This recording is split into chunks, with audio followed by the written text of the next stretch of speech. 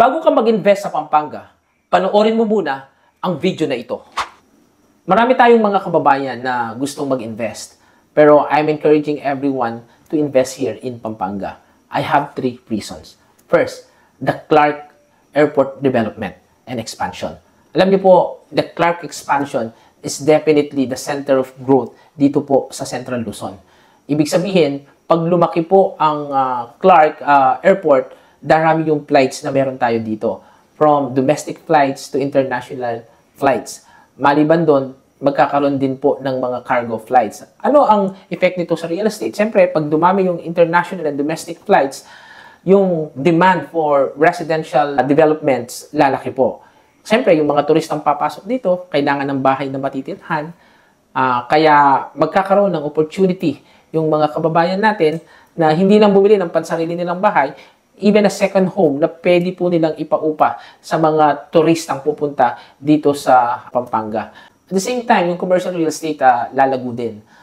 Definitely, magkakaroon ng mga malls sa Clark, bukod pa sa mga existing. In fact, merong isang mall na itinayo recently lang, pero mas darami pa yan. Siyempre, yung mga turista, mamimili ng produkto, so magkakaroon talaga ng opportunity ang real estate as far as the commercial segment is concerned. Bukod pa dyan, lalaki din ang industrial real estate.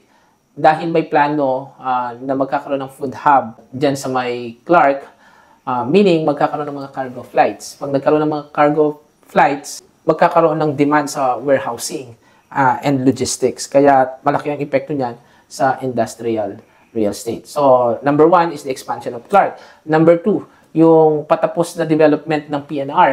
No? So, yung magdudugtong ng Malolos to Clark, malapit na pong matapos. Yan, it means maraming mga taga Bulacan and even other parts of Manila na magta-travel po dito sa Clark, Pampanga, either to work or mamasyal, that will really strengthen and boost yung residential developments po dito sa ating lugar. Yung iba kasi mag-work sila. Pangatlong reason kung bakit it's now the best time to invest in Pampanga, kasi po marami ng mga real estate developers ang nagsipuntahan at nag-land banking dito po sa Pampanga. Marami ng mga business centers, marami ng mga master plan communities ang pinaplano at nagawa na o nasimulan na ng ibang developer. So it means tataas ang presyo ng mga real estate properties dito sa Pampanga. Pero hindi pa naman uli ang lahat. There are areas talaga na medyo napakamahal na ng real estate dito, pero marami pang areas ang pwede nating i-capture ang opportunity at definitely tataas din ang presyo sa mga yon in the next years to come. Kaya po sa mga kababayan namin na gustong mag-invest, again, I'm encouraging you to invest here in Pampanga because we are in the golden age of infrastructure and real estate development. That's all for now. Power morning po sa inyong lahat.